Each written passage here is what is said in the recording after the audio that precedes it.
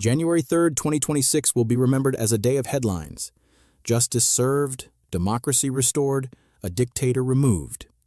That is the story you are being told. But headlines are designed to move emotions, not to explain outcomes. I don't read headlines, I read balance sheets. And when you open the balance sheet behind Venezuela, the story stops being moral and starts becoming mathematical. On that day, something far more significant than a political arrest took place. 303 billion barrels of proven oil reserves quietly changed effective control. Not ownership on paper, not flags or speeches, but operational destiny. The largest proven oil reserve on planet Earth moved from stranded to actionable. That single shift is worth more than most nations' entire GDPs combined. Add to that $2.7 trillion in verified mineral wealth suddenly unlocked. Gold rare earths. Strategic metals, assets that had been frozen in place by sanctions, mismanagement, and decay were instantly repriced by reality. And sitting on top of it all, $60 billion in Chinese debt, now distressed, now negotiable, now about to be settled at a fraction of face value. 10 cents on the dollar is not diplomacy, it is liquidation. This was never a rescue mission. It was an acquisition, a slow one, a patient one, 20 years in the making. And if you think this was about freedom, democracy, or humanitarian concern, then you are still reading the marketing copy instead of the prospectus. Markets don't care about speeches. Markets care about control, cost curves, and access. On January 3rd, Venezuela stopped being a geopolitical problem and started being a balance sheet opportunity. That is why oil didn't spike. That is why gold didn't collapse. That is why the real players didn't celebrate publicly. They went silent and opened spreadsheets. While the world watched the spectacle, the ledger told a quieter, more dangerous story. One about stranded assets becoming liquid, about debt traps snapping shut, about patience being rewarded at generational scale. And this channel exists for one reason: to show you what happens after the cameras leave. If you are still here, you already know this isn't mainstream analysis, so pause for a moment. Subscribe, leave a comment with the number 1 if you are following the ledger, or 2 if you think this is just another headline. Because once we turn the page, the numbers only get bigger, and the implications far more uncomfortable. To understand why Venezuela matters, you have to remove the word crisis and replace it with something more accurate: mispriced abundance. Venezuela was never resource poor. It was system poor. And markets punish broken systems far more aggressively than empty ground. Let's be exact about what changed hands. Venezuela holds more proven oil reserves than Saudi Arabia, more than Iran, more than every Middle Eastern producer that dominates energy headlines. This is not opinion, this is arithmetic. Venezuela 303.2 billion barrels. Saudi Arabia 267.2 billion. A 36 billion a barrel gap that has existed for decades, ignored not because it was irrelevant, but because it was unreachable. 18.2% of the world's proven oil sits under Venezuelan soil. The United States holds 46.4 billion barrels by comparison. Venezuela's reserves are more than 6 times larger than America's entire domestic supply. That single fact should have prevented the failed state narrative from ever surviving serious scrutiny. For years, those reserves were labeled stranded, not because they didn't exist, but because the machinery required to monetize them was dismantled piece by piece. Capital exited, engineers emigrated, equipment decayed, sanctions ensured that even operational production could not translate into revenue. Abundance remained underground while scarcity was performed above ground. Heavy crude is the hidden constraint most analysts ignore. It does not flow like light oil. It cannot be refined anywhere. It requires upgrading, blending, and highly specialized refineries. Without that ecosystem, reserves are theoretical assets, not economic ones. January 3rd did not change the geology, it changed access. And when access changes, valuation follows instantly. Scale does the rest. If Chapter 2 is about scale, this chapter is about the bottleneck. Because resources don't become valuable when they exist. They become valuable when they can move. And in Venezuela's case, the choke point was never the ground. It was the pipeline that started thousands of miles away. Nearly 80% of Venezuela's oil reserves sit inside a single geological formation, the Orinoco Belt. On paper, It is already the largest accumulation of heavy crude on Earth. But paper understates the reality. According to geological assessments, the Orinoco Belt contains over 500 billion barrels of technically recoverable oil. That is not proven booked or monetized oil. It is oil that exists and can be extracted with the right technology. One formation, more oil than Saudi Arabia's entire proven reserve base. That should sound absurd. It should also explain why Venezuela could not simply be sanctioned into irrelevance. You cannot erase geology. You can only delay its monetization. Here is the catch, and it is critical. Orinoco crude is extra heavy. It does not behave like conventional oil. It must be upgraded before it can be transported, and it must be refined in facilities designed specifically for this kind of feedstock. There are very few places on Earth that can do this efficiently, and almost all of them sit along one coastline. The United States Gulf Coast. That is the missing link. The refineries that can process Venezuelan heavy crude at scale are not in Asia, not in Europe, and not in Venezuela itself. They are American. This is not coincidence. It is infrastructure alignment. For years, Venezuela had oil without refineries. The United States had refineries without oil. Sanctions froze that relationship in place. January 3rd unfroze it. And when you control both ends of the chain, reserves stop being political talking points and start becoming cash flow. This is why the event wasn't about seizing oil fields. It was about controlling the only supply chain capable of monetizing them. When you connect stranded assets to functional infrastructure, the balance sheet revalues overnight. Once you understand the bottleneck, the next question becomes inevitable cost. Not moral cost, not political cost, extraction cost. Because markets don't reward size alone. They reward scale that can survive price cycles. And this is where Venezuela shifts from being a liability to becoming a threat. Look at the global reserve hierarchy as it stood before January 2026. Venezuela sat at the top by volume but near the bottom by efficiency. Extraction costs ranged between $28 and $35 per barrel. Saudi Arabia, by contrast, extracts at $8 to $12. Iran sits in the low teens. Canada's oil sands climb to 40 to 50. U.S. shale ranges from 35 to 45. At first glance, Venezuela looks uncompetitive. Heavy, crude, higher, costs, long timelines. That assumption collapses the moment management changes. Costs do not remain static. They compress when capital returns, when diluent flows, when infrastructure stops decaying and starts functioning. Time to market matters just as much. Under sanctions, Venezuela's timelines stretched into irrelevance, 18 to 36 months before meaningful output. Under new management, those windows contract. Wells don't need to be discovered. They need to be reopened. Valves don't need to be invented. They need to be turned. This is why oil prices did not panic. The market already priced Venezuela as offline. The capture did not remove supply. It created a pathway to add it. Spare capacity elsewhere absorbed the shock, but future supply expansion was suddenly credible. Here is the quiet consequence. Once Venezuelan barrels return at scale, they reset the marginal cost curve. High-cost producers feel pressure first. Marginal shale, oil sands, offshore projects with thin economics. Venezuela doesn't need to be the cheapest producer. It only needs to be cheaper than the marginal barrel. When that happens, geopolitics becomes arithmetic again. Cost curves flatten, investment reallocates, and the balance sheet begins to dictate outcomes that ideology cannot reverse. Oil is only half the ledger, and focusing on it alone is how most analysts miss the real repricing. Because beneath Venezuela's oil sits something quieter, harder to headline, and arguably more strategic minerals. Not consumer commodities, but industrial inputs that modern economies cannot function without. Stretching across more than 111,000 square kilometers lies the Orinoco mining arc. That is over 12% of Venezuela's entire territory. What sits beneath it is not speculative. It has been mapped, sampled, and partially documented, though never fully audited by Western surveyors. And that gap in verification is not an accident. It is leverage. Gold estimates alone exceed 7,000 metric tons. At conservative pricing, that translates into roughly $200 billion in gold value. Not paper value, physical metal. Add to that coltan, a critical input for semiconductors and electronics with reserves estimated near $100 billion. Every device you use depends on it. Then come rare earth elements: cerium, lanthanum, neodymium, thorium.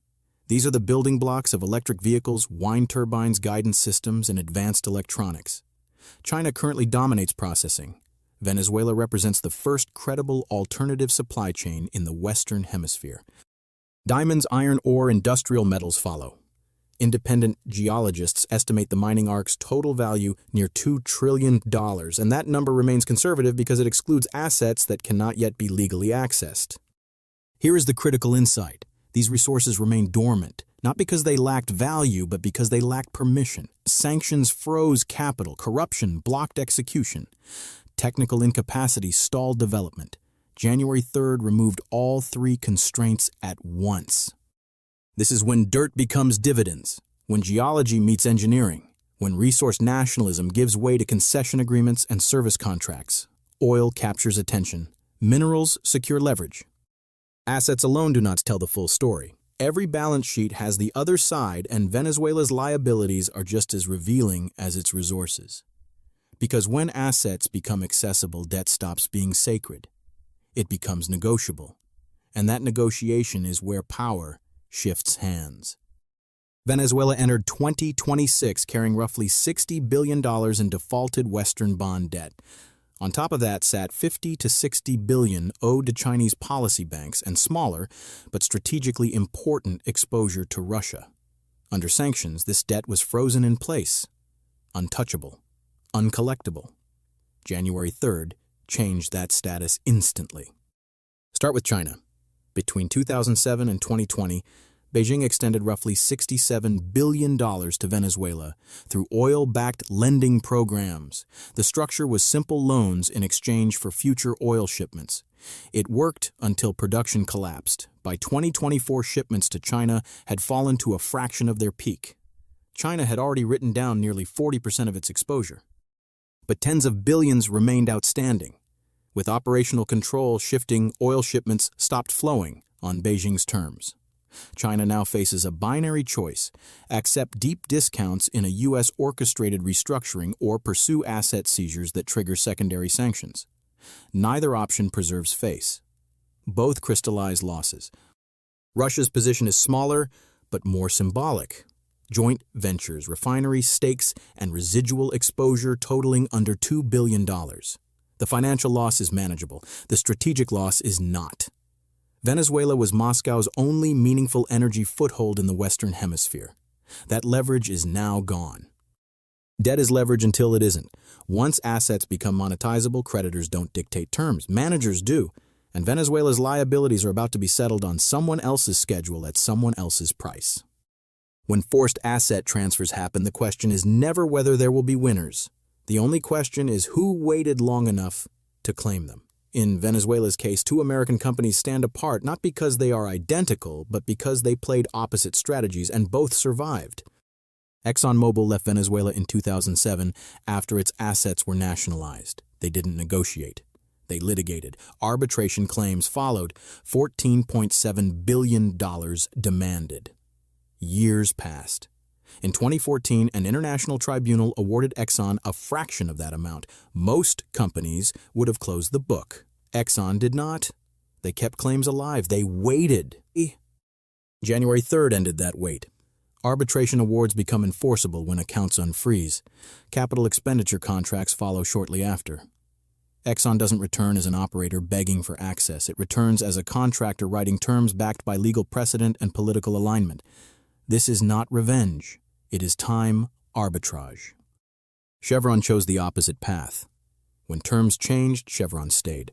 They accepted reduced margins, maintained staff on the ground, and operated under narrow licenses through sanctions. They preserved institutional knowledge. They preserved relationships. And now that patience compounds. Chevron is owed billions in operational debt. That debt is unlikely to be repaid in cash. It will be repaid in barrels through production sharing agreements and preferential access. Chevron has presence continuity and political cover. That combination is rare. The lesson is not about oil companies, it is about strategy. You either exit cleanly and wait with leverage, or you stay quiet and survive. Both paths require patience. Both avoid panic. and both are rewarded when the ledger finally reopens. The moment everyone gets wrong is the price reaction. If Venezuela truly re-enters the market, shouldn't oil explode higher?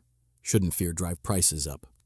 On January 3, 2026, Brent crude closed lower, not higher, and that single data point tells you more than 1,000 opinions.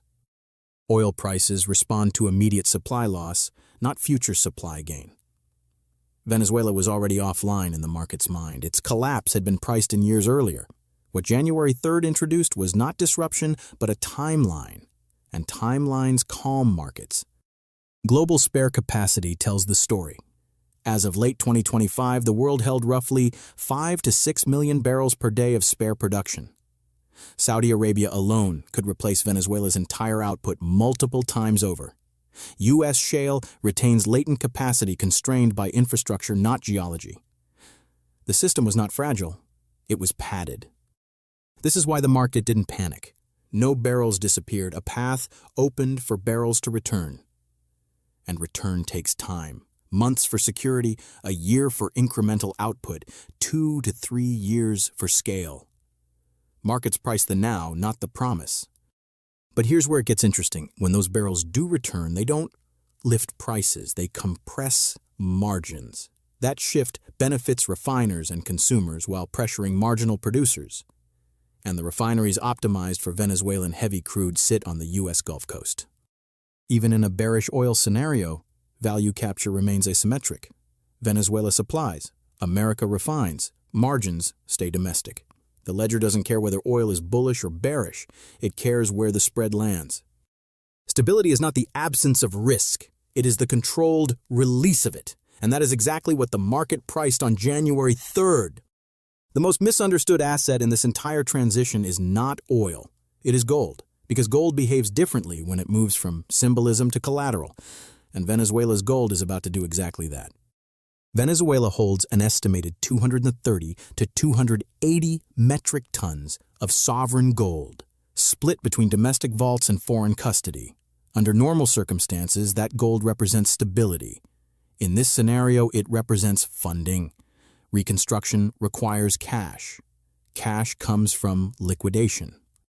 Here is the critical distinction. This will not be a fire sale.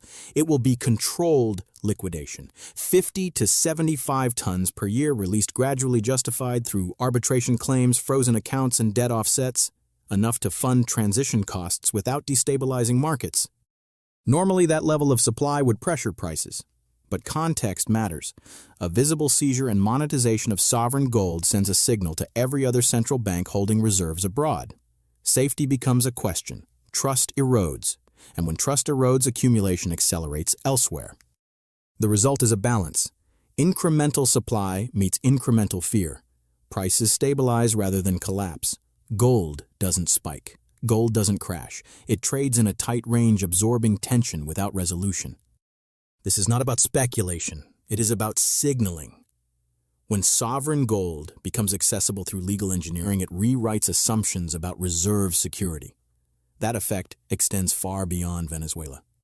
Gold becomes the silent witness to the transfer, quiet, liquid, watching capital move while narratives argue overhead. Step back far enough and the pattern becomes impossible to ignore. January 3rd, 2026 was not an isolated event. It was the closing chapter of a strategy that unfolded quietly over 2 decades. Sanctions were not chaos. They were choreography. Each restriction targeted a specific choke point. Finance first, logistics next, diluent last. Production collapsed exactly where the model said it would. You don't acquire assets at peak valuation. You acquire them when they're distressed, mismanaged, and politically isolated. When debt overwhelms cash flow, when leadership loses legitimacy, when the balance sheet breaks before the ground does. Venezuela did not fall. It was repriced. This is the modern playbook. You don't invade. Invasion is expensive and visible. You apply financial pressure. You wait. You let the system fail under its own weight. Then assets transfer legally through restructuring, concessions, and arbitration. Management replaces ideology. Spreadsheets replace speeches. The lesson for markets is simple. Oil prices remain stable in the short term because spare capacity exists. Long term, the cost curve shifts lower. High-cost producers get squeezed. Refiners capture margin. Consumers benefit. The winners are patient capital and operational control. The lesson for investors is more uncomfortable. This is not a retail game. Distressed sovereign debt reconstruction, contracts, strategic commodities. These are institutional arenas. Know where you belong. Avoid narratives. Track incentives. Follow access, not outrage. And the lesson for the world is the hardest one. Control of the financial system now matters more than control of territory. Sanctions are weapons. Debt is leverage. Patience is power. Venezuela was not unique. It was a template. If this analysis helped you see what the headlines didn't, take a second right now. Like the video, subscribe to the channel,